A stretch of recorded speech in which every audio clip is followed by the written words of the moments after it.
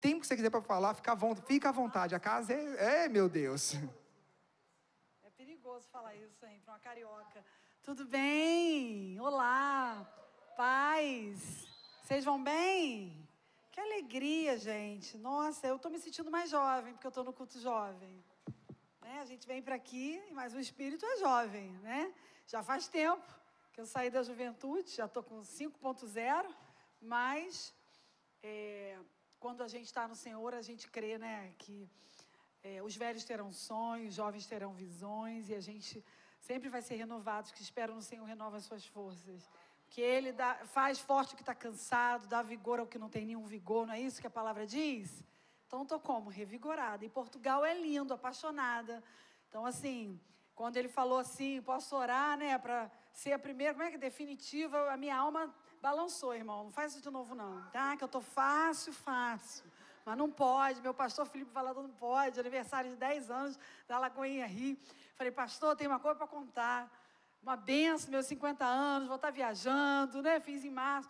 Julho, nas férias do Carisma, é o momento que a gente consegue sair um pouquinho. E aí ele, que benção. Eu falei, pois é, mas é no aniversário da igreja. Aí ele, você vai perder. Eu falei, mas vou assistir. Ontem eu estava no hotel, até 1h pouca da manhã, 3 da manhã, na verdade, assistindo a benção. Então, somos da Lagoinha, né? Sou da Lagoinha, eu e a Sandra, que está aqui, né? Minha irmã, a pastora Isabel, e o meu sobrinho Samuel são de um ministério aqui, já moram em Portugal. Minha amiga Evelise, Lélio e a Maria Clara estão recentes, né? Retornaram, moraram alguns anos, foram para o Brasil, retornaram, estão há 7 meses aqui. Então, é muito maravilhoso a gente poder também estar num ambiente, conhecendo novos irmãos da família de Deus, mas rever pessoas queridas, né? Então, meu coração está muito alegre e muito agradecida pela oportunidade, pelo convite da pastora Aline, né, que está ali. Amanhã é formatura. Cadê os formandos aí? Cadê eles? Já saíram? Muito bem. É verdade o que ele falou aqui, né, que o carisma é confronto. Eu costumo dizer que carisma não é informação. Carisma é informação, sim, porque a gente tem conhecimentos bíblicos, tantas coisas importantes da palavra, mas é muito mais do que informação. Carisma é transformação. Nós não somos mais os mesmos. Nossa história tem o antes e o depois de Cristo, claro, e o antes e depois do carisma. É uma segunda forma de dizer. Então, você que não matriculou, pelo amor do Pai, você corre, você vai ali fora, você procura a pastora Aline, alguém que está responsável, porque é o melhor investimento, né? A Sandra, que está aqui comigo, acabou de formar, a Evelise já fez carisma. Então, assim, muda a vida, sabe? Não é uma coisa de propaganda, porque esse pessoal, gente, ela é a diretora, ela vai falar. Não, é porque eu sou atravessada por essa palavra que mudou minha história. Inclusive, muito do que eu vou falar aqui tem a ver com isso. Quando as vendas dos meus olhos, porque eu vivia no espírito de engano, eu vivia dentro, na verdade, eu estava na religião, eu não estava em Cristo. E muitas vezes as pessoas estão anos assim, frequentando a igreja, estão até servindo, dizimando, cumprindo vários rituais, né, tradição do meio cristão, mas elas estão na igreja, mas elas só não estão em Cristo. Estar em Cristo tem toda a diferença, porque estar em Cristo significa o compromisso em ser como Ele, pensar como Ele, agir como Ele. Amém? A identidade da gente passa por isso. E eu vim falar um pouco sobre isso hoje. Mas deixa eu fazer uma apresentação breve. O pastor Rafael estava falando um pouco da minha trajetória, né? Professora universitária há muitos anos, com mestrado, doutorado pela UFRJ lá no Rio de Janeiro. Então, eu fui militante. Pode andar, né? Já fiz a formalidade, agora eu estou livre. Amém? Já sou de casa. Então, assim, esse meio acadêmico foi um meio onde eu me construí. Aos 17 anos eu estava na universidade pública, né? E estava fazendo o quê? Militância. Eu era presidente do diretório acadêmico. E eu era convertida. Aos 14 eu aceitei Jesus. E queria ser missionária, e, sabe, sempre fui da Igreja Batista, amei a palavra, amava a escola dominical. Estava tudo bem. Só que a universidade começou, é óbvio, a apresentar um mundo de possibilidades no campo das ideias. E não tem nenhum problema em a gente conhecer várias ideias. Até porque para a gente combater, a gente tem que conhecer o outro lado. Então é importante a gente ter conhecimento, ter cultura, teorias. A questão é que o lugar que isso vai ocupar precisa ser... a gente tem que ter muito cuidado. Por quê? Porque se você não perceber, não tiver atenção, a teoria que é algo criado pelo homem, ela passa a ter um status de valor absoluto. Quando, na verdade, só há um absoluto que deve governar a vida do cristão, é a palavra de Deus. Amém? E aí, sem eu me dar conta, aquilo foi entrando. Eu era da área de ciências sociais aplicadas, uma formação extremamente politizada, à esquerda e marxista. E aí, anos depois, é uma derivação, né, de tantos campos, várias filosofias, mas o feminismo acaba bebendo muito dessa fonte que é o marxismo. E aí eu me identifiquei muito com bandeiras do feminismo, mesmo sendo cristã, declaradamente, confessa cristã evangélica. Servia na igreja, participava das atividades com os adolescentes, com os jovens, dava até aula de escola dominical. Já tinha feito, depois de alguns anos, até um seminário. Mas eu não me dava conta da incongruência, não tem como, irmãos, não tem como você misturar certos ingredientes, né? Não tem como, são incompatíveis. Só que Satanás, ele é o pai da mentira. Ele vai trazendo um espírito de engano e ele vem sorrateiramente fazendo com que a gente seja encantado e atraído por aquela perspectiva. Óbvio, eu queria mudar o mundo. Quem com 17 anos, 20 anos não quer mudar o mundo? Eu continuo querendo mudar o mundo. Mas hoje eu tenho uma clareza de que eu mudo o mundo a partir da mudança que Deus opera em mim primeiro. Então, eu quero mudar o mundo, mas eu não melhoro como filha, eu não melhoro como filho, eu não melhoro como pai, eu não melhoro como marido, como esposa, eu não melhoro como pessoa. Porque o idealismo da galera da militância de que querer mudar o mundo é isso, é o mundo de fora, nunca o mundo de dentro. Então eu precisei, cair, ter esse encontro comigo mesma, anos depois. Foi algo que o carisma, na verdade, um processo do Senhor, desde que eu fui para a igreja Lagoinha, Niterói, o Senhor começou, parece que eu falei, gente, quando eu entrei no carisma, eu falei, gente, acho que eu nunca fui crente. Essa é a sensação. Não é? Você concorda, amada? Aí, ó. Tô vendo aqui identificações. Porque a gente fala assim, gente, que isso? É fruto do Espírito. Você tem certeza que, quando você tem essa matéria, que você não era crente. Você fala, como assim? Então, assim, você é reprogramado. Porque há como é que eu posso dizer? Adulteração da identidade original planejada pelo Senhor. O Senhor nos desenhou, nos projetou como filhos e filhas amados, homens e mulheres, macho e fêmea os criou, amém? E para que a gente correspondesse ao seu plano original. E a gente vai assumindo várias posturas na vida a partir de uma perspectiva. Então começa na mente, e da mente, né, aquilo opera na emoção, porque pensamento gera sentimento que gera comportamento. Teoria cognitiva comportamental trabalha muito bem isso. E aí as atitudes começam a revelar o que você sente, mas o que você sente tem a ver com o que você pensa. Por isso que a palavra é incrível, quando o Provérbios vai dizer, assim como o homem imagina em sua alma, assim ele é. Então o que você tem imaginado a seu respeito? O que você pensa sobre você? Isso é muito importante, isso é básico. Você que é um cristão, a sua identidade não é o que lhe disseram que você é, nem o que teu pai e tua mãe te disseram. Porque a gente tem uma origem familiar, é óbvio que a gente tem o DNA e tem coisas parecidas, características físicas. Às vezes é o nariz da mãe, o cabelo do pai, ok? O jeito, as preferências até, porque a gente tem uma cultura familiar que a gente aprende, começa a absorver desde da infância. Mas mesmo assim, na vida adulta, você faz o quê? Uma reflexão e você começa a pensar, é isso mesmo? Tá, eu aprendi assim, meu pai era assim, minha mãe, ok. Mas esse é o número do meu sapato? Como eu costumo dizer, isso cabe em mim? Ou não, eu vou continuar dessa maneira, isso eu vou levar para a vida. Isso quando eu casar, eu vou ensinar isso para os meus filhos. Não, isso aqui não. Isso aqui é algo da minha mãe, da história dela, da família dela, não tem a ver comigo. E isso não é falta de honra aos pais. Isso é a maturidade, é você se individuando, é você como ser humano, a sua subjetividade. Você não é porque é filho, você não é a continuidade do seu pai e da sua mãe. E os pais precisam saber disso muito cedo, né, antes de terem filhos. Os casais é muito importante. Eu tenho um em casa, está fazendo 14 anos, né, agora em final de setembro. E é isso, tem momentos que eu tenho uma expectativa que ele se comporte como eu, que ele sinta como eu sinto, que ele pense, goste das mesmas coisas. E ele fala, mãe, não quero, mãe, não gosto. Desde muito pequenininho, estou vendo aqui, tem quantos aninhos ele? 2. Já começa a dizer, não quero, isso não. Super interativo, gosto assim. E aí, porque tem uma personalidade que está já aflorando o seu jeitinho, suas preferências. Então, Deus nos fez assim. Ninguém aqui tem que ser cópia de ninguém, né? Não é porque é da mesma origem familiar. Ou seja, nós temos a possibilidade de, na nossa identidade, nós escolhermos quem nós quisermos ser. E as teorias que vão discutir a identidade, filosofia, sociologia, psicologia, vão falar disso. Que a identidade é construída, muitas vezes a sociologia vai dizer através das suas experiências desde a infância e os ambientes onde você foi socializado. E aí você tem muita coisa que você se apropria, hábitos, costumes. Cultura é o conjunto de hábitos e valores, né? A gente vai pegando e vai absorvendo, vai entrando na nossa rotina e a gente assume como se fosse nosso. Nenhum problema quando o hábito é alimentar, de repente, sabe, são os gostos culinários, ou alguns horários de refeições. Tem gente que vem de uma família muito metódica. Não, nós almoçamos ao meio-dia, nós jantamos às 18.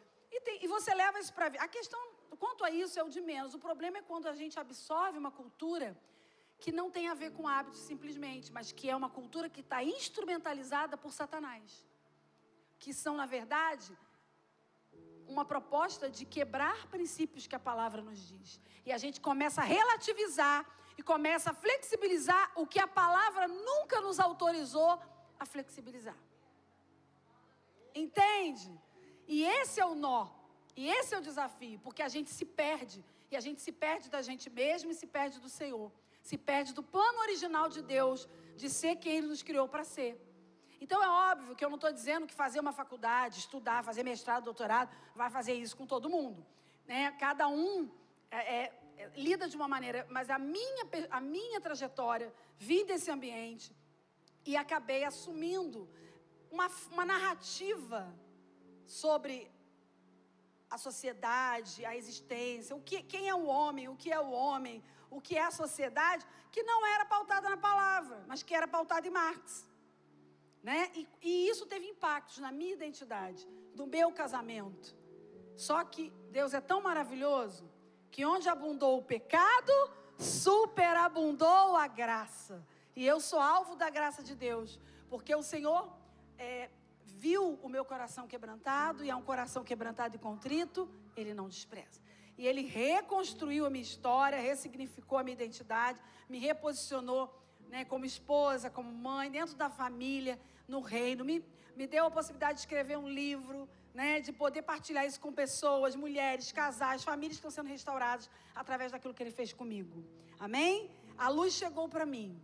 Então, hoje eu tenho luz. Eu não sou a luz é Jesus. Mas a luz chegou para mim. E o meu papel hoje, o propósito da minha vida é poder levar, sabe, essa mensagem de que a luz também vai chegar para você. Se você está na obscuridade, ou para quem quer que esteja, em relação a esse entendimento que está, muitas vezes, influenciado por uma perspectiva que não é do céu e nem da Bíblia, mas uma perspectiva que é terrena, que é humana, que é diabólica, como o Tiago coloca lá, os dois tipos de sabedoria. A do alto, a que vem do céu, que é pacífica, cheia de bons frutos, de misericórdia, amável, e a sabedoria humana, terrena, que é diabólica. Que essa é baseada na contenda, na inveja, em tantas outras características.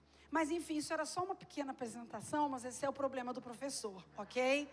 Esse é um problema do professor, mas a pregadora já vai aparecer, tá bom? Então, assim, e o Senhor, minha história você conhece depois, se você quiser comprar o livro, ó, tá aqui. 20 anos juntos, agora casados. Do feminismo ao feminino. Porque o Senhor me faz contar aqui, né, como foi esse encontro com a palavra. E eu estava no Carisma quando Ele me mandou escrever esse livro, porque eu fui confrontada, pastor Rafael, sabe em que aula? Casamento e família. A aula que você acabou de ser virado do avesso. E hoje, para a glória de Deus, eu sou professora de quê? Casamento e família. Aquela coisa que você fala assim, euzinho, nunca, jamais. Eu sou improvável. Irmãos, a mais improvável sou eu. Eu não queria, imagina fazer seminário para ser diretora de seminário. Imagina largar o meu projeto de ser professora da universidade pública. Meu doutorado era para isso. Para depois fazer uma seleção para dar aula na universidade pública. Porque eu dava aula em faculdade privada há muitos anos, coordenava curso.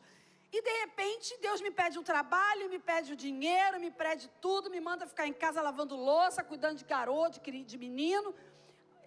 Eu falava aturando o marido, mas hoje eu não falo não, tá? Cuidando do marido que está me assistindo, está no YouTube, te amo, meu amor. E coisa linda, né? E, na verdade, o Senhor foi trabalhando no meu coração quando aluna do Carisma. Foi quando a minha ficha caiu, em 2016, isso. E ele falou assim, além disso aí, anota aí, eu chorando no banheiro, eu sou horrível, quando veio aquela consciência. E o Senhor falou para mim, anota que você vai escrever um livro, 20 anos juntos e agora casados. Porque Deus me disse naquela época que eu estava junto. Porque em dezembro de 2016 nós faríamos 20 anos de casados. Mas ele disse, você está junto, mas casada tu não está não, porque tu não entendeu até agora o que é casamento. Mas como eu sou paciente, te amo, eu vou te ensinar, minha filha, eu vou te explicar.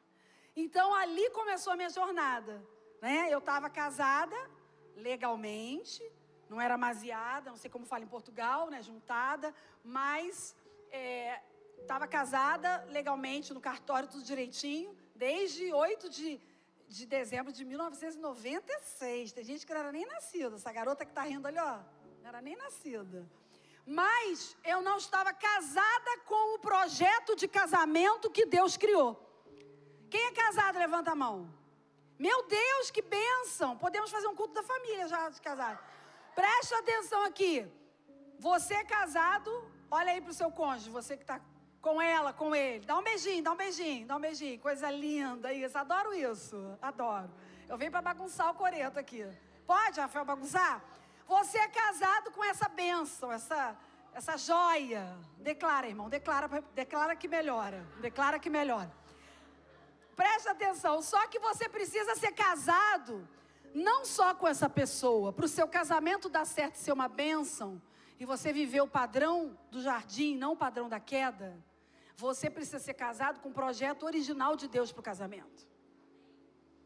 Você precisa ter revelação do que é ser casado, o que é casamento para Deus. Qual é o papel do homem e da mulher? O que é ser sacerdote? Tem muito homem que não sabe, porque tem um bando de homem morando, de menino morando no corpo de homem por aí. Que não tem noção do que é ser um sacerdote, do seu papel espiritual, material, e aí as feministas pulam nessa hora, e os homens feministas também, porque tem alguns.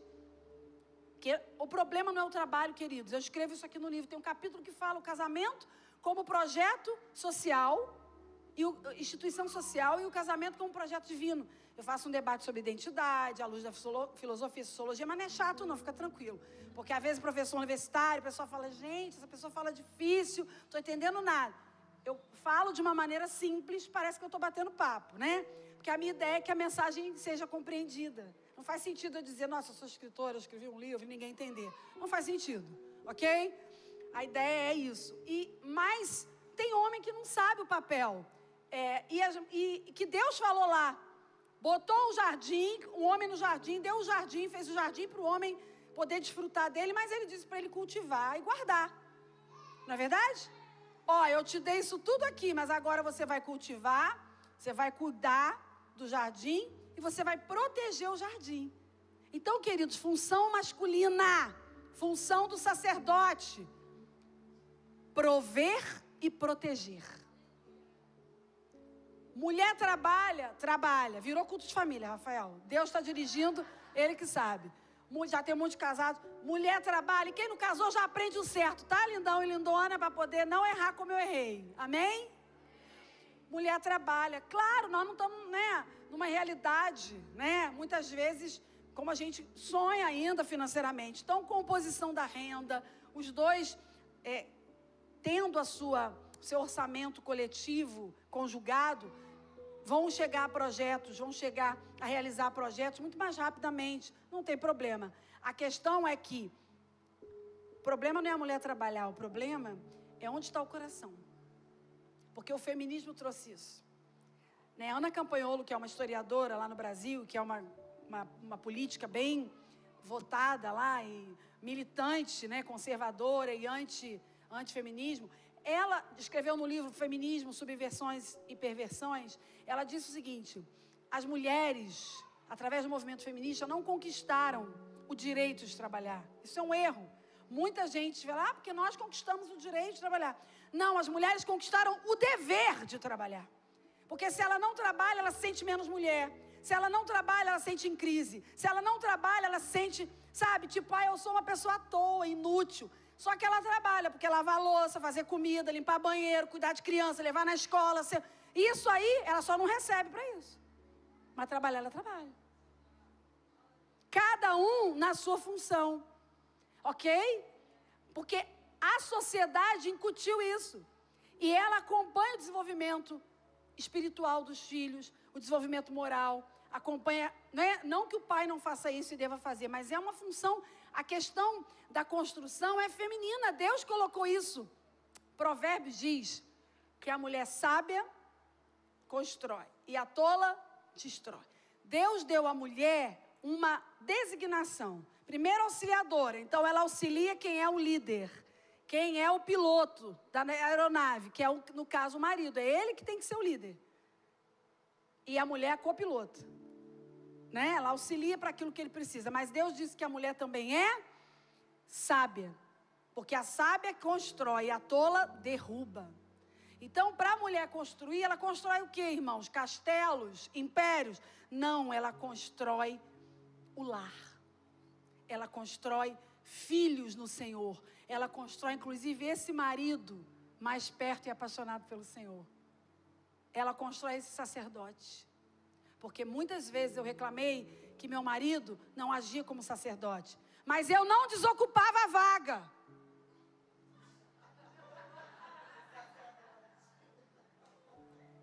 Mas ele não é sacerdote, ele não se coloca assim como líder espiritual, ele não tem essa iniciativa. Eu era tão independente, tão mandona, tão resolvia tudo. Ele era um detalhe, nem casado eu estava, nem o sobrenome dele eu tinha, eu conto aqui no livro. Nessa aula de casamento e família que Deus me fez me arrepender profundamente. E aí na outra semana eu fui colocar o Ferreira. Por isso que agora, qual que é o seu nome? Débora Ferreira. Tá ouvindo, amor? Ele tá vendo, lá de casa. Débora Ferreira. Porque agora o Ferreira, com muita satisfação. Porque eu falei, eu casei. E não casei com o Marcos só agora, eu casei com o projeto de Deus de casamento. E quando eu casei com o projeto de Deus de casamento, eu comecei a viver um outro contexto familiar. Eu comecei a desfrutar do ambiente de paz, harmonia, do jardim. Acabaram as brigas, as guerras, a competição, sabe? Aquele cabo de força. Porque foi tenso durante muitos anos. Então, queridos, eu acabou indo para esse lado, né? Me perdoam, nunca mais me chamam. Mas vou voltar para o tema, tá? Vou voltar para o tema. Mas alguém está sendo edificado, amém? Então, se quiser entender um pouquinho da minha vida, da minha história, e do que o carisma, porque eu falo muito do carisma, fez na minha vida, na minha história, tem aqui nesse livro. E como foi o recomeço, porque para uma pessoa independente, tão dona de si, dona do seu dinheiro, meu marido não sabia nem quanto eu ganhava, nada, né? Era tudo muito, assim, separado. Eu tive que aprender a fazer o caminho de volta. E aí, o que acontece? Eu tive que aprender a perguntar, eu posso ir? Meu amor, você me abençoa para isso? Se eu for ministrar, eu for convidada para algum lugar, eu não vou ser, primeiro não falar com ele. Qualquer convite, se a pessoa me chamar para ir num almoço, no fim de semana. Uma amiga, vai almoçar aqui sábado. Eu falo, obrigada, vou ver com o Marcos. Ué, mas a pessoa pensa, mas gente, eu não convidei ele, eu convidei ela, né? Por que ela tem que falar com o marido? Né? Porque eu tenho um líder. E, na verdade, durante muitos anos, como eu era muito feminista, eu odiava a palavra submissão. Eu queria brigar com Paulo lá no céu. Mas hoje eu sou professora de quê? Submissão. Só Deus faz isso. Porque durante muito tempo eu entendi e associei submissão com opressão. Porque a teoria do marxismo, o feminismo, as ideias da esquerda acabam sendo muito fortes nessa ênfase, né? Então eu associava a submissão com opressão, até que eu entendi, através da palavra, com a revelação de Deus, que submissão não é um lugar de opressão, é um lugar de proteção. Quando eu me submeto a Deus, quando eu me submeto ao meu marido, quando eu me submeto ao meu pastor, quando eu me submeto ao meu chefe, eu estou guardado e protegido. Quando eu me submeto às leis de trânsito, à quilometragem permitida, eu estou guardado e protegido. Eu revelo um coração obediente. Só que se submeter ao marido não quer dizer que o marido não vai fazer minha vontade, não vai considerar meus desejos. Ao contrário, porque Ele vai me amar como Cristo amou a igreja. Porque não é lindo isso? Que o marido estava feliz agora, os homens aqui. Tudo que eu falei da submissão. Estava tudo feliz. Mas é fácil uma mulher se submeter a você quando você ama como Cristo amou a igreja. É um amor sacrificial. Só que isso tudo eu só aprendi, só estou vivendo a partir de um encontro com a palavra que ressignificou a minha identidade. Eu não sei como você está em relação à sua identidade. Eu não sei se está tudo tranquilo, se você está posicionado e firme no que a palavra diz. Espero que sim. Mas se não tiver, talvez Deus tenha me trago aqui, lá do Rio de Janeiro, para poder ser um canal de Deus na sua vida. Para dizer para você, é tempo de ressignificar o teu olhar sobre você mesmo. Não mais sobre o que você aprendeu, os livros que você leu, os cursos que você fez, os lugares que você frequentou, as pessoas que te ensinaram, mas sobre o que a Bíblia diz que você é. Eu sou o que a Bíblia diz que eu sou. Amém? Carisma fala muito isso. Eu tenho o que a Bíblia diz que eu tenho. Eu posso o que a Bíblia diz que eu posso. Muito se fala, vou entrar agora na pauta. Isso aqui pode usar? Obrigada. Muito se fala em marxismo. Pensei que era só cenográfico para foto. Brincadeira. Muito se fala em marxismo, e nos últimos anos o termo marxismo cultural tem sido disseminado no meio cristão. Nos últimos 5 anos a gente começou a ouvir muito sobre marxismo cultural. Não vou fazer palestra, não vou ficar falando desse tema muito acadêmico, mas só para vocês entenderem o pano de fundo aqui da minha fala. Mas não é muito comum a igreja abordar esse tema. Você não vê isso, a igreja abordando esse tema. Você não via. Porque eu creio que se inaugurou um novo tempo aqui. Aqui, em Portugal, na Europa, no Brasil. Mas aqui, irmãos, a Europa foi o berço do protestantismo, da reforma protestante. Grandes avivamentos, quantas coisas que influenciaram o evangelho ser disseminado no mundo. E o equívoco, o espírito de engano se estabeleceu bem localizado aonde? Inicialmente, na Europa. Essas pautas todas trazidas, pelos movimentos muito politizados, ditos progressistas, de defesa LGBT e um monte de letra que eu nunca sei, aborto, não é verdade? E tantas outras, o afrouxamento moral. Você é quem você quiser ser. Você acorda homem, de tarde você é mais ou menos, de noite você é mulher. Que maluquice é essa? A palavra diz que Deus te criou macho e fêmea, os criou. Vamos amar os homossexuais, vamos amar as pessoas que têm alguma situação de uma certa dificuldade com essa questão da sua identidade ou viveram práticas homoafetivas, como vamos amar do mesmo jeito os adúlteros, os heterossexuais que viviam uma vida totalmente frouxa nos seus impulsos sexuais e eram extremamente, digamos assim, ativos numa vida promíscua. Vamos amar do mesmo jeito. Nós amamos a todos. Meu pastor me ensinou, aqui pode todos, mas não pode tudo. Amém? Mas nós precisamos dizer a verdade. Em amor, com sabedoria.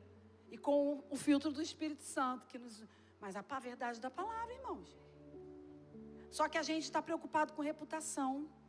Não, mas não é elegante. Não, mas vou perder seguidor? Irmão, Jesus perdeu a vida por você. E você está preocupado em perder seguidor? Entende? Nós precisamos, o pastor Rafael orou, eu quero que a gente ame o que Deus ama. Que o nosso coração pulse pelo que Deus pulsa. E nós andamos na luz e somos da luz. E nós precisamos trazer a luz. Só que a luz expõe as trevas. E há uma reação no mundo espiritual. E a gente tem que estar preparado para isso. Só que graças a Deus, diz a palavra, que em Cristo sempre nos conduz em triunfo. Não é para ter medo. Não é para ter medo. Deus não nos deu espírito de medo. Paulo disse para Timóteo, certa feita, mas nos deu espírito de poder, amor e moderação. Então nós vamos na força do Senhor, mas nós temos que ir, irmãos. Porque está chato isso do discurso do politicamente correto. Está chato essa coisa de que você, sabe, eu não posso fazer isso porque eu sou preso. Não posso fazer isso porque eu... Irmãos, A gente está disposto a viver por Cristo, amém? Quem está disposto a viver por Cristo? Levanta sua mão, amém. Mas a mesma disposição que a gente tem que ter para viver por Cristo, a gente tem que ter para morrer por Ele. A gente tem que chegar nesse nível, irmãos.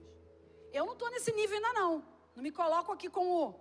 Estou no processo. Eu oro todo dia, Senhor, que eu possa não te negar. Porque a gente critica Pedro. Não critica? Como assim? Caminhou com Jesus, era íntimo. Meu Deus, que absurdo Pedro negar Jesus. Só que às vezes, a gente tem negado Jesus com a nossa omissão. Deixando de falar a verdade da palavra para as pessoas que precisam ser confrontadas por ela. Confrontadas em amor, mas confrontadas. Amém? Então, eu estou muito feliz porque as igrejas, de modo geral, não despertaram para esse tema do marxismo. Então, num culto de jovens, e é muito simbólico isso para mim, porque não começou no Brasil. Eu não estou falando disso eu estou falando disso pela primeira vez. Só que aqui em Portugal. Deus sabe por que tinha que ser aqui. Amém? Porque algo vai se romper nessa nação. Algo vai se romper. Quando eu via o Rafael orando por Portugal, e ele me disse isso ali no lanche antes do culto começar, que vocês oram, e o pastor daqui tem essa prática. Que coisa incrível. É isso, irmãos. Todos os cultos orando por Portugal, por esse país, por essa nação. Porque você acha que a sua indignação vai mover a mão de Deus? O que move a mão de Deus não é a nossa indignação, é a nossa oração. Eu fui indignada há tantos anos, não mudou nada no Brasil, até que eu entendi, comecei a orar. E a gente tem que começar a orar, porque a Bíblia diz que se você quiser viver vida pacífica e tranquila, ore pela cidade, para que você viva uma vida pacífica e tranquila.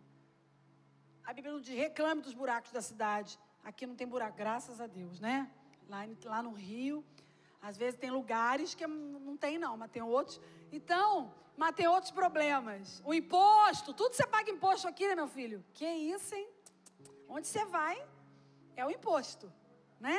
Mas você às vezes fica assim, nossa, é muito imposto. Não é isso? Às vezes você pode pensar isso ou falar, quantas vezes você já orou para poder baixar o imposto? Para Deus tirar o imposto? Para Deus fazer uma reforma nos impostos? A gente não ora, a gente só reclama. E Deus nos deu estratégias de sermos as portas do inferno. Não prevalecerão contra a igreja de Cristo.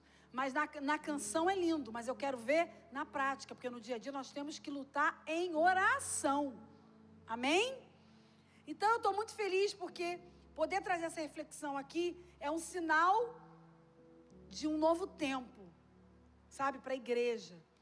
Nesse sentido de precisamos tocar nesse ponto tão importante, porque existem pessoas, claro que nós temos que amar os perdidos, claro que nós temos que viver por novos começos, para que pessoas se rendam a Jesus, o evangelho precisa ser pregado, o ID precisa ser cumprido, amém?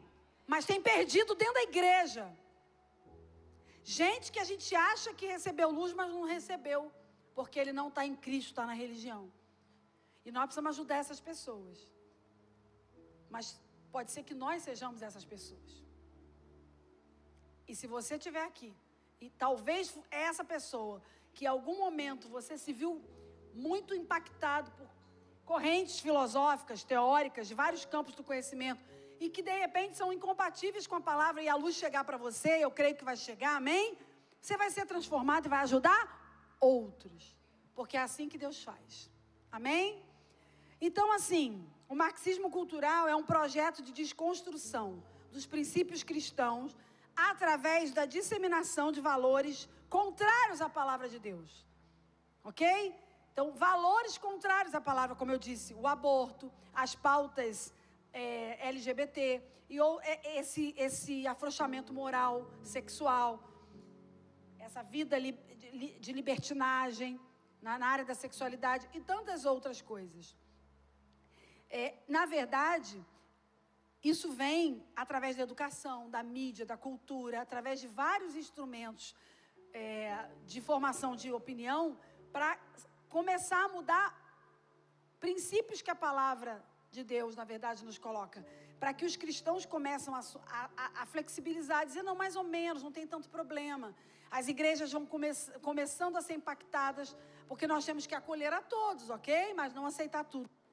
Aceitamos todos, mas não aceitamos tudo. Mas querem forçar que a igreja aceite tudo. Inclusive que líderes, pastores, casem pessoas do mesmo sexo. E tem muita gente frequentando e circulando na igreja e que está achando tudo isso normal. Nós somos uma igreja inclusiva. Nós somos porque Jesus amou a todos. Ele amou, mas ele confrontou o pecado. Ele confrontou os fariseus, os religiosos. E nós precisamos acordar, igreja, para isso. Em linhas gerais, o marxismo é um sistema filosófico. Marx era alemão, filho de judeu, neto de rabino, e ele pensou os problemas da sociedade da época. Filósofo, historiador, economista, jornalista, um cara muito estudado, problema nenhum até aí. E ele pensou a realidade da época dele, né, no século XIX, e tentou propor uma solução. Ele via uma série de problemas, a industrialização, a Inglaterra, a gente estava na Europa vivendo o quê, gente, aqui na Europa? Sabe, a implantação de um novo sistema econômico, saiu do feudalismo, vocês fizeram aula de história todo mundo, né, na escola, e veio para o capitalismo. Então, máquina a vapor, uma série de novidades que favoreceram, inclusive, a vida em sociedade, ok? Mas o processo de trabalho em grandes fábricas, indústrias, sobretudo, estava extenuante. Então, muitas pessoas adoecendo, tinham problemas, porque se trabalhava 14, 16 horas por dia. E era preciso realmente apontar a necessidade de um cuidado com os direitos dos trabalhadores, estabelecer limites para os trabalhadores da época, ok? Problema nenhum. Tipo, dignidade humana. Não, isso aqui está demais, vamos apontar aqui, estabelecer um limite para não exaurir a força do trabalhador. Só que ele começou a formular uma teoria geral da sociedade e a dizer que sempre existem dois grupos na sociedade. Ou você está de um lado, ou você está de outro. Então, essa história de polarização que estão dizendo que a gente começou nos últimos anos, porque os crentes, os conservadores, os cristãos evangélicos é que estão polarizando. Não! Os marxistas é que começaram a polarização. Com a própria pensamento de Marx já polarizou, quando ele disse que ou você é de um grupo, ou você é de outro. Ou você é trabalhador, operário, né? Ou você é um patrão, dono dos meios de produção, portanto, burguês. E aí, sempre, a matemática de Marx foi, olha o reducionismo e o perigo disso. Sempre o burguês, o empresário, o patrão, quer o mal do empregado. Ele quer explorar. E o empregado olha, e o empregado e o operário é sempre o bonzinho. Queridos, não tem subjetividade humana. Marx negou subjetividade humana. Porque a gente tem homens e mulheres que são empregadores, patrões, que, apesar de precisarem da força de trabalho do seu funcionário, para o seu negócio caminhar, são humanos, são justos, são sensíveis às necessidades dos seus funcionários. Você não conhece gente assim? Gente rica, com grana, mas que é justa, que tem um bom coração, que ajuda as pessoas, que é generosa, que partilha o que tem com quem precisa. Ok? Como no outro lado, você não conhece o operário, trabalhador, mas que é duro de coração, não ajuda ninguém, é insensível, rouba, furta, não tem uma postura. Então, assim, aí já começa o perigo de você assumir uma corrente dessa, porque você começa a olhar, a tratar as pessoas numa perspectiva dual, numa perspectiva o quê? Ou é isso ou aquilo. Então, esse cara tem dinheiro, você começa a rechaçar os ricos, começa a estigmatizar, criar um preconceito e dizer que tem dinheiro, aí a pessoa começa a desenvolver no seu processo profissional e abre uma empresa, começa a se dar bem, você fala, pronto, essa pessoa aí, só pensa em dinheiro, não tem coração, o Deus dele é o dinheiro. E o trabalhador não, só pensa, tadinho, no trabalho. Às vezes ele pensa, às vezes tem um empresário que, comparado com o seu funcionário, tem muito dinheiro, mas ele é muito mais generoso do que o seu funcionário. Entende? Então, houve isso, né? O marxismo propunha que, para resolver o problema, para eu ser mais breve aqui, e entrar na palavra, que isso aqui é só uma introdução, ok? Falou que eu podia falar. A gente vai entrar na palavra, tem palavra, irmãos, que muda aqui, não é palestra não, não é minha palavra não, é a palavra de Deus, que nós vamos ler, amém? E para resolver o problema da sociedade, que ele analisou, Marx disse o quê? Temos que fazer uma revolução, uma ditadura, a ditadura do proletariado. Os operários, os coitadinhos, têm que tomar o poder. E se preciso for, com força, através da revolução das armas, ok? Então, uma outra afirmação que dizem que os cristãos, que nós estamos briguentos, violentos, nós estamos polarizando, mas que começou em Marx, que é errado dizer isso dos cristãos. Na verdade, no próprio Marx a gente vai estudando e vai vendo essa ideia de agressividade, violência, sabe? Se preciso for, para tomar o poder e aí nós vamos viver como? O céu na terra, não porque ele não acreditava em céu, porque ele era ateu. Na verdade, Marx disse que a religião é o ópio do povo. Nós somos tudo drogado para Marx. Eu e você somos doidões. Doidões por Jesus, amém? Porque ele disse que a religião é o ópio do povo. Você sabe o que é ópio, né? Tem heroína, tem ópio, droga, substância psicoativa. Tira a pessoa da realidade. Ele quer dizer que a religião é um anestésico. Quando a gente está na religião, quando a gente está, buscando a Deus, a gente, na verdade, está fingindo que a gente não sente dor, fingindo que está tudo lindo. Ela funciona para nos anestesiar e a gente não enxergar o quanto a gente é sofrido e explorado. É isso. Então, quando você assume essa perspectiva, você começa a ter uma perspectiva de que você já nasceu na injustiça, de que seu colega de trabalho, se ele cresceu na vida e ele começou a trabalhar e se esforçar e ter mérito para estar onde está e virou um chefe, virou um empresário, ele agora é o seu inimigo. Então, começa uma série de problemas decorrentes disso. Em relação a Deus, queridos, é muito sério. Em relação a Deus, por que há uma incompatibilidade? Eu te digo isso hoje, depois de ter sido marxista há muitos anos. É incompatível o cristianismo e o marxismo. Com todo respeito, se tem algum marxista aqui, eu respeito a sua escolha, mas eu oro para que você receba essa luz. Amém? Por quê? Primeiro, porque Marx se atribui que os problemas são causados pelos homens e são resolvidos pelos homens. Na verdade, a ideia de pecado não existe, a ideia de um Deus salvador não existe.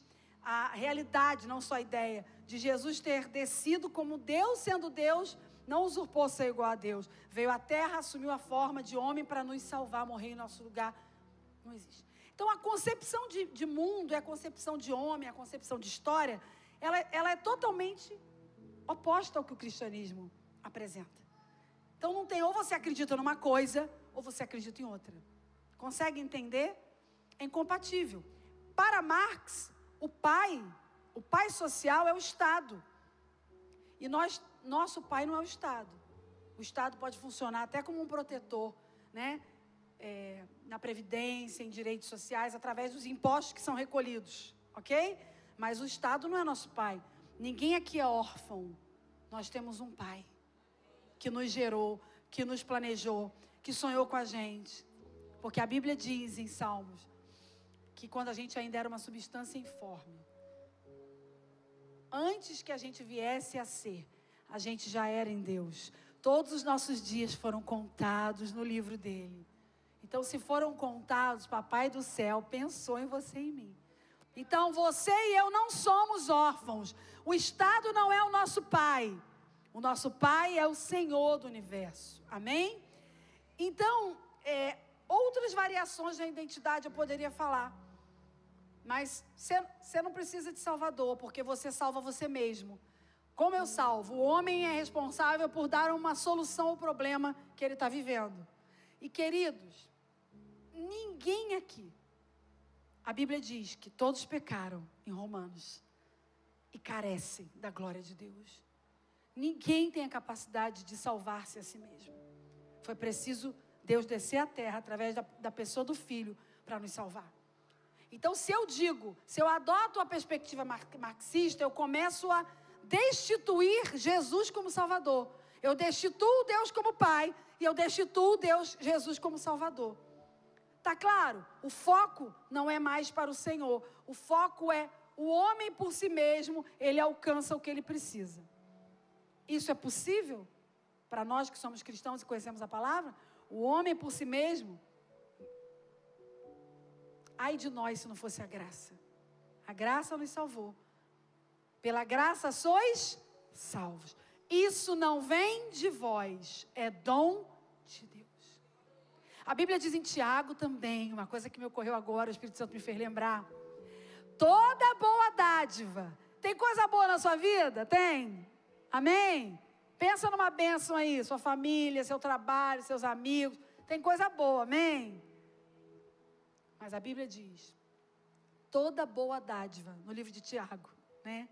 E todo dom perfeito vem do alto, do Pai das luzes, em quem não há mudança nem sombra de variação. O que quer dizer isso? Que não tem nada na nossa vida, irmãos, que a gente tenha recebido, seja uma bênção, um presente, uma coisa boa, ou um dom, uma habilidade, que não tenha sido dado e gerado pelo nosso Pai Celestial. Então, como a gente vai atribuir o que a gente tem ao Estado, a gente mesmo? Ah, mas eu trabalho. Mas você só tem força para trabalhar porque Deus faz você levantar. Porque se Ele não soprar o fôlego de vida sobre você, tu nem levanta da cama. Não é verdade? Então, tudo na nossa vida, porque dele, por ele, para ele, são todas as coisas. Como a gente pode assumir uma teoria que retira Deus da nossa história? É incompatível. Não tem como marxismo e cristianismo caminharem juntos. Consegue entender? Eu sei que está muito aula, mas eu estou trazendo alguns fundamentos para você refletir. Do que eu simplesmente fazer umas afirmações e você ficar, ela fala isso, mas para que você entenda que tem uma coerência, ok? Já estou acabando aqui para a gente entrar no texto bíblico, tá? Amém? Tantos problemas decorrentes disso, né? A destituição da família. Acabamos de falar de casamento e família. É um outro impacto na identidade do cristão. Ok? Marx, totalmente contrário à família. As ideias, os marxistas não entendem que a família, como a igreja, como a religião, elas na verdade são instrumentos de disseminação de ideias de alienação, que manipulam os seres humanos. Quando na verdade a família nasceu no coração de Deus. A família é projeto de Deus. A família é o farol de Deus na terra para mostrar que cada pessoa e cada homem, ser humano, precisa de Jesus. Amém? Então, a destituição de Deus como Pai, de Jesus como Salvador, a desqualificação da importância da família. Estão vendo, queridos, a seriedade disso? De uma teoria social. Você pode estudar, deve conhecer várias teorias, mas entenda, teoria foi elaborada por um homem. Um homem, um ser humano, por mais inteligente que seja, ele tem uma perspectiva de realidade limitada. Ele não pode ter voz de absoluto na nossa vida. Apenas uma voz de absoluto nós temos que ter, a voz da palavra. Amém? E falando em voz da palavra, vamos abrir o texto, né, que eu trouxe aqui, para que a gente só reflita um pouco. Não vou me alongar mais, eu sei que já passou um tempinho. 2 Timóteo 3, 1 a 5. Amém? Alguém está sendo edificado aí? Posso ouvir um amém? Glória a Deus. 2 Timóteo 3, 1 a 5. Vou botar o óculos, se faz necessário. Quando se tem 50 anos, né, meu Deus? Ô, glória.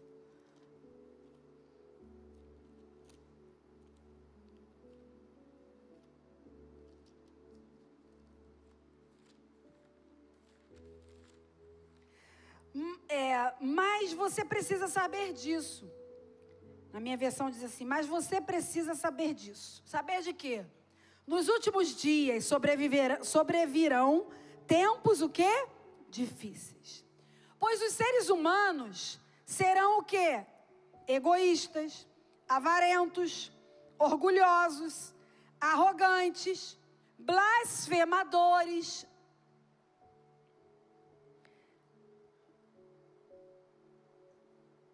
desobedientes aos pais, ingratos, ímpios, sem afeição natural, implacáveis, caluniadores, sem domínio de si,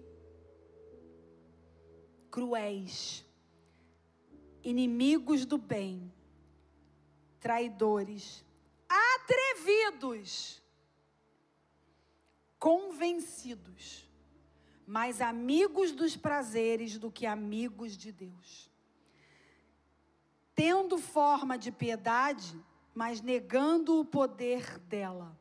Fique longe também destes. Viram a listinha de características? São quase 20 características que nos últimos dias nós teríamos o comportamento coletivo dos homens apresentando essas atitudes. Você tem convivido com pessoas assim, orgulhosas, egoístas, blasfemadoras, sem afeição natural, ingratas, cruéis, inimigas do bem e tantas outras coisas que foi listado aqui? E aí ele pula para o 8. E do mesmo modo que Janes e Jambres resistiram a Moisés, também esses resistem à verdade. Está dizendo que esses homens resistem à verdade. Esses comportamentos que eu citei do texto, de Paulo a Timóteo, no 3, de 1 a 5, na verdade, eles são típicos de quem resiste à verdade. Típicos de quem resiste à verdade. Porque alguém que acolheu a verdade, que é Cristo, a verdade da palavra, não apresenta esses comportamentos. Amém? E aí, ele vem dizendo, são homens que têm a mente totalmente corrompida. Olha a mente aí. O que você pensa impactando no que você faz. Reprovados quanto à fé.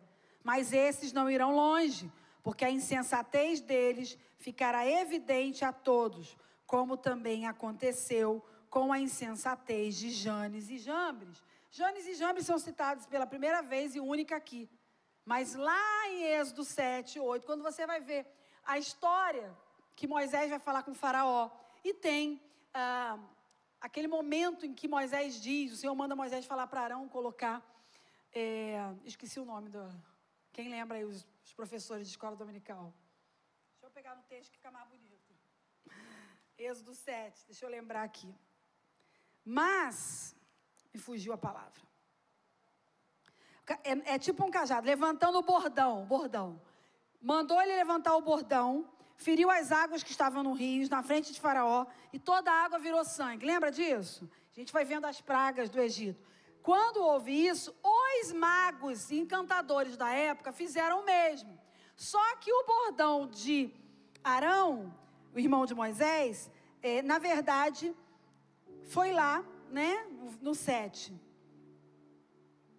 Cada um deles jogou o bordão e viraram serpentes, antes das águas do rio. Capítulo 7 fala primeiro das serpentes. O bordão de Arão devorou os bordões deles. O contexto aqui nesse grupo de encantadores que serviam a Faraó nessa época de Moisés aqui, de Arão, estaria Janes e Jambres. Eles seriam desse grupo, ok?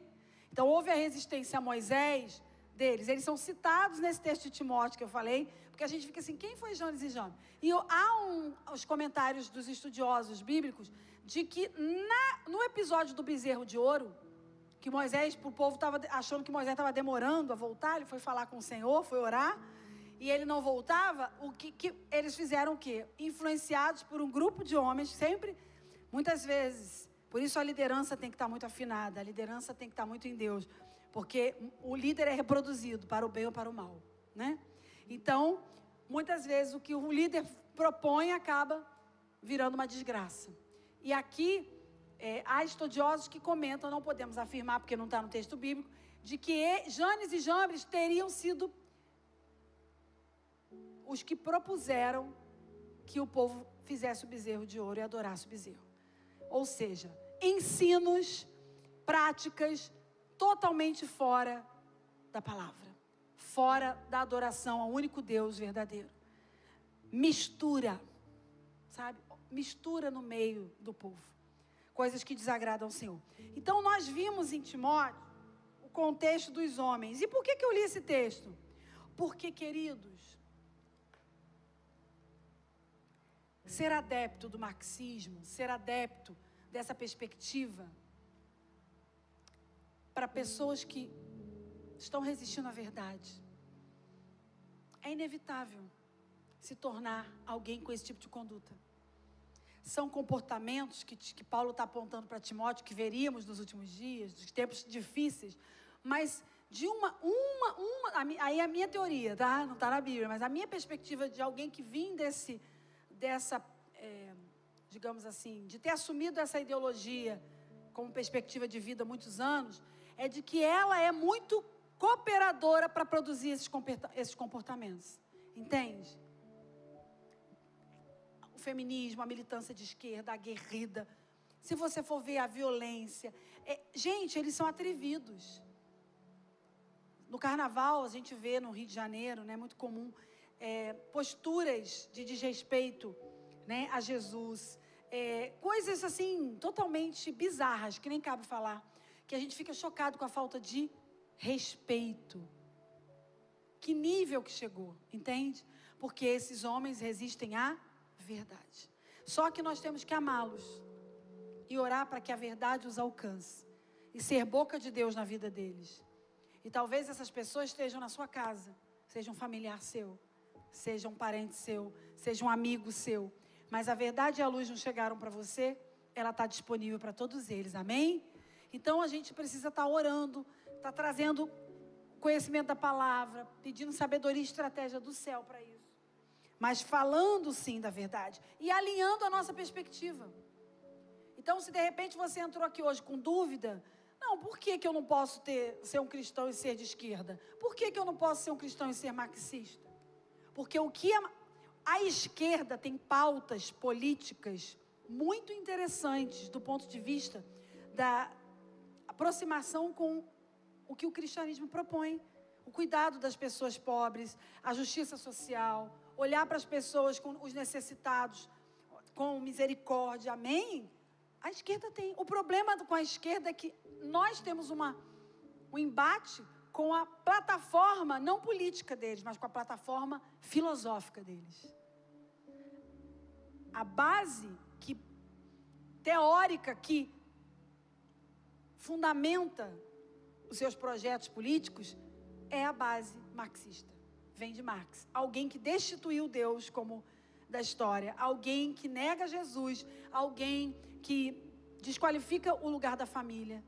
Alguém anticristianismo, anti-bíblia. Então eu não tenho como ter coerência eu assumir algo que vai contra aquilo que eu digo que creio. Eu assumir uma perspectiva que vai contra aquilo que eu digo que é a base da minha vida cristã, que é a palavra. Ou você fica com a palavra, ou você fica com Marx.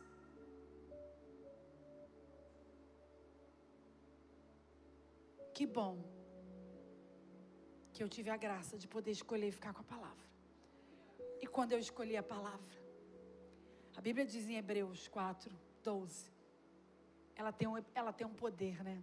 Que ela é viva, que ela é eficaz. E ela trouxe vida, e ela botou tudo no lugar, e está botando ainda, né? Na minha história.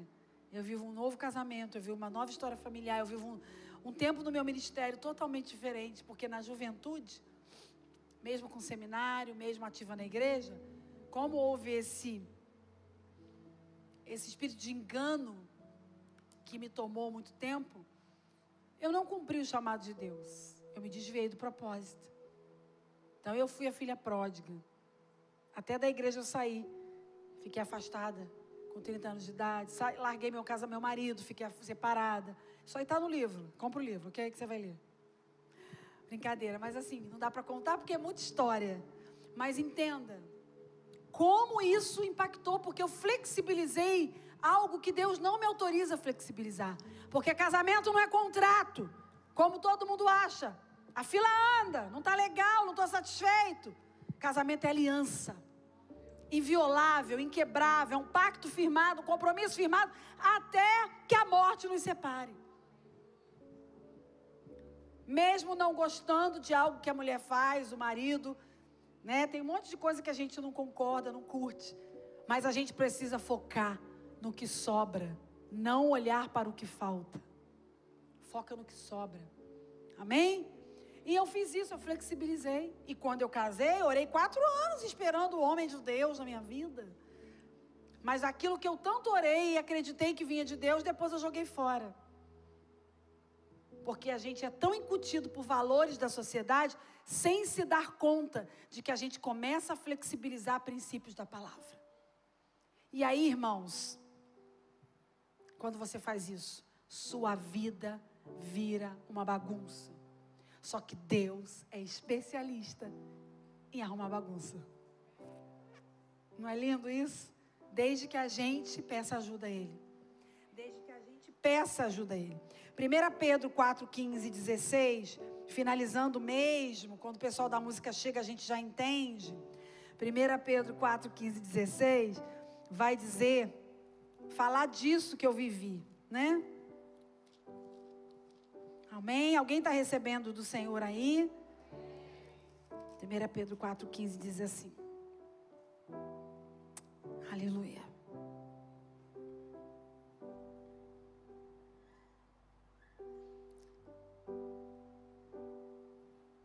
Não, não era esse texto não. Mas era do Espírito, esse é outro. Deixa eu ver aqui. 1 Timóteo, perdão. 1 Timóteo 4.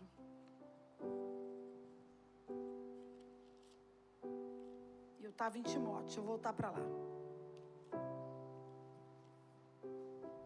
1 Timóteo 4, queridos, diz o seguinte, no versículo 1. Porque quando a gente está com pressa para achar o texto, a gente não acha. Todo pregador sofre isso.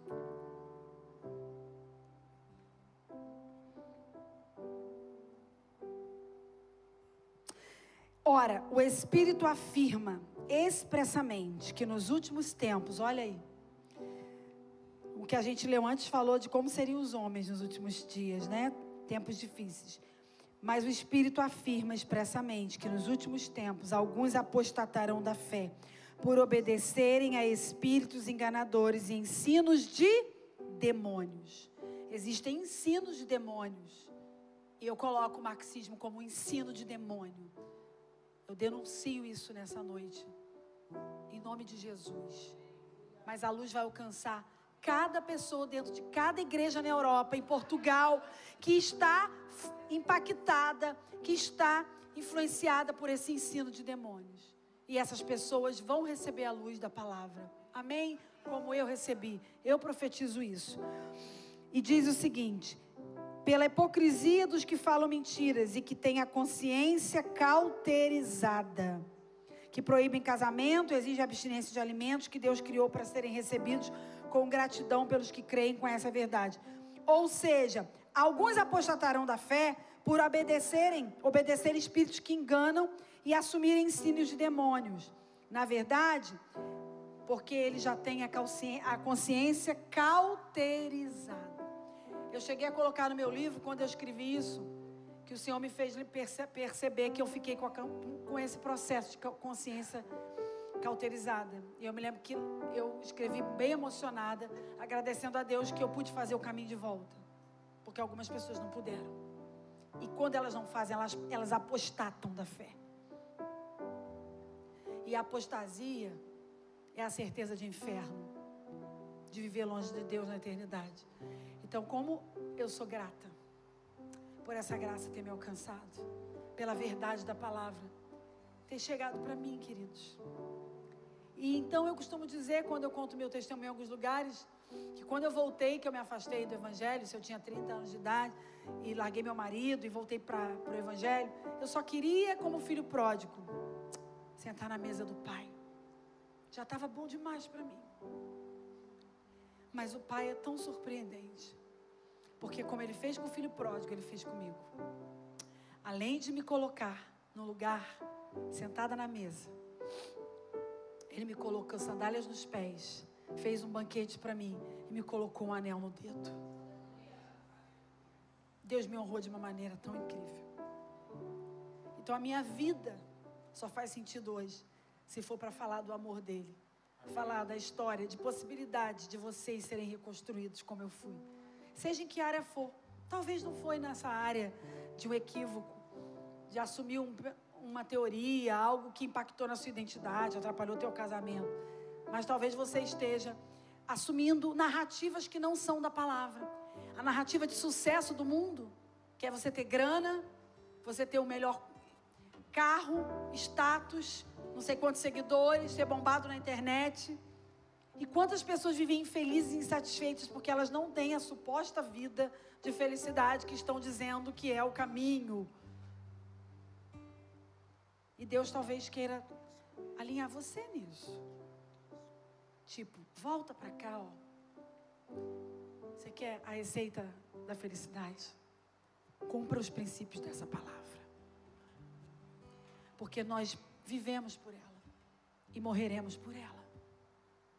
Amém? Você pode ficar de pé.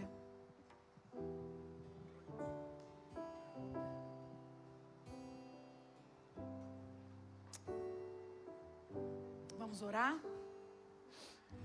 Amém? Vamos orar? Curve seus olhos, curve sua cabeça, feche seus olhos, perdão. Senhor, nós te agradecemos porque o teu amor, ó Deus, ele nos constrange. Te agradecemos porque o Senhor não abre mão de nenhum de nós, de nenhum dos seus filhos. E o Senhor vai nos resgatar muitas vezes quando nós sequer nem pedimos ajuda. Mas o Senhor nos encontra, como o Senhor me encontrou.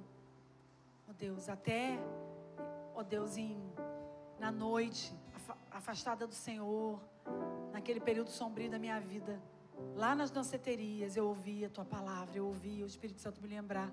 Débora, você está negociando seu direito de primogenitura por um prato de lentilha. Porque eu sempre digo que mesmo que a gente se afaste da palavra, ela nunca se afaste de nós. E eu te agradeço por isso.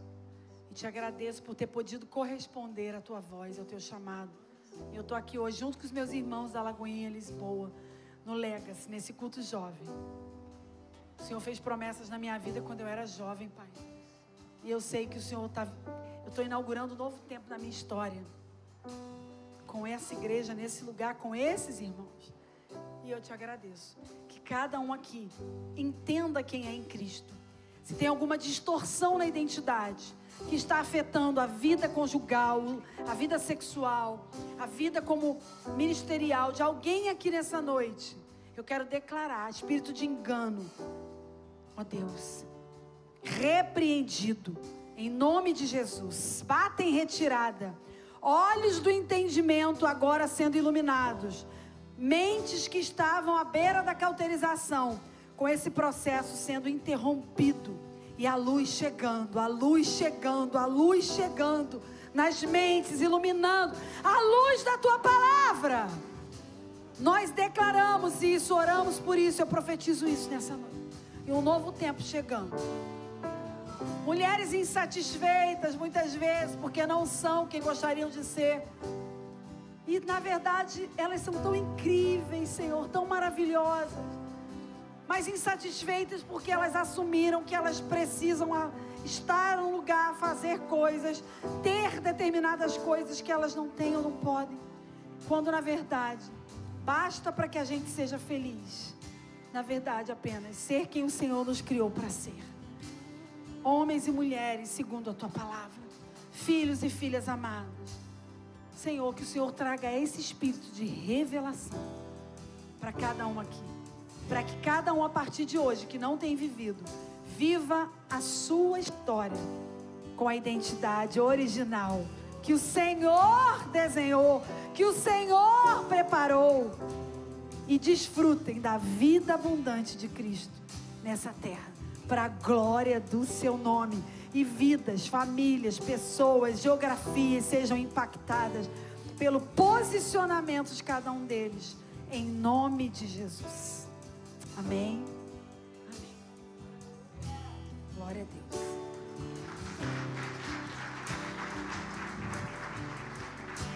Amém. Quantos foram impactados? Pode dar uma glória a Deus nessa noite. Quero poder orar por você. Vou pedir, Priscila, vem aqui, por favor. Mas eu quero te fazer um pedido muito especial. Aqui, assim que o nosso culto encerrar, na nossa livraria Seara, se você não ir embora sem abençoar a vida dela, e mais importante, você ser abençoado com esse livro, com o testemunho. Então, acabando o culto aqui, vai lá, adquire seu livro, compra, dá de presente para alguém, abençoa a vida de alguém. Mas vamos sair daqui com essa mente borbulhando e refazendo a nossa identidade no Senhor. Amém? Priscila, será que você pode orar por ela, por favor? Amém. Mas eu não vou orar sozinha. Amém, Legacy? Pai, nessa noite, ó Deus, eu quero te louvar e te agradecer, ó Deus, pelo privilégio que o Senhor nos deu nessa noite, ó Deus, por esse primeiro mover que o Senhor está levantando, ó Deus. Esse avivamento, ó Pai, que está começando a partir daqui, ó Deus. Nós te louvamos, ó Pai, e te agradecemos pela vida da tua filha, que o Senhor nos presenteou tão graciosamente, ó Pai. Nós queremos orar, ó Deus, abençoando a vida da tua filha, e nós queremos te pedir, ó Pai, leva ela, ó Pai, a lugares altos, leva ela, Deus, a viver algo novo, algo extraordinário na presença do Senhor. Pai, em nome de Jesus, que onde ela colocar as plantas dos pés dela, ó Deus, a tua palavra seja estabelecida, ó Pai. Pai, em nome de Jesus, que esse seja somente o primeiro culto, falando sobre isso, quebrando, ó Pai, em nome de Jesus. Pai, nós te pedimos nessa noite, ó Pai, guarda a casa dela, guarda os filhos dela, guarda tudo aquilo que está em posse dela, ó Pai. Nós pedimos para que o Senhor venha guardar a vida da Débora, ó Pai, e leva ela, ó Pai, em nome de Jesus, a viver um novo tempo em Tua presença, ó Pai. Nós agradecemos o Senhor e nós a abençoamos nessa noite, ó Deus, em nome de Jesus, ó Pai. Que o Senhor possa levá-la em segurança, que durante todo o tempo, ó Pai, de passeio, que o Senhor possa agraciá-la, que o Senhor possa abençoá-la, ó Pai, em nome de Jesus. Que ela possa continuar sendo usada, ó Deus, levando a Tua palavra, desvendando, ó Pai, trazendo, ó Pai, a luz, a verdade, ó Deus, da Tua palavra, por onde ela passar, em o nome de Jesus, ó Pai, que ela continue sendo usada, assim como hoje ela foi usada aqui nessa igreja, ó Pai, em nome de Jesus, que ela possa ouvir ainda, ó Deus, testemunhos daquilo que ela virá, daquilo que foi acontecer aqui hoje, em nome de Jesus, ó Pai, que aquilo que o Senhor fez aqui hoje, ó Pai, possa chegar aos ouvidos dela, da semente que foi lançada aqui nessa terra, em nome de Jesus, ó Pai, de famílias que foram curadas, de famílias que ainda vão nascer, ó Pai, através dessa palavra, com o coração curado, com o coração restaurado, com a mente curada, ó Pai, através da vida dela, ó Pai. Nós te louvamos e nós te agradecemos nessa noite, em nome de Jesus, amém? Aleluias. Aleluia. Seja edificado em nome de Jesus. Vamos orar para encerrar esse culto, e eu te espero aqui para nós continuarmos o nosso culto, a mesa aqui ao lado, e você também comprando seu livro. Você que está de casa, tem alguma câmera comigo? Tem essa? Tem, não tem? Se não tiver, foi ao vivo assim, passando vergonha. Que bom ter você conosco, e te espero aqui semana que vem. Então já aproveita, domingo já vem cá cultuar conosco, temos ceia à noite, e te espero aqui em nome de Jesus. Vamos orar para encerrar esse culto?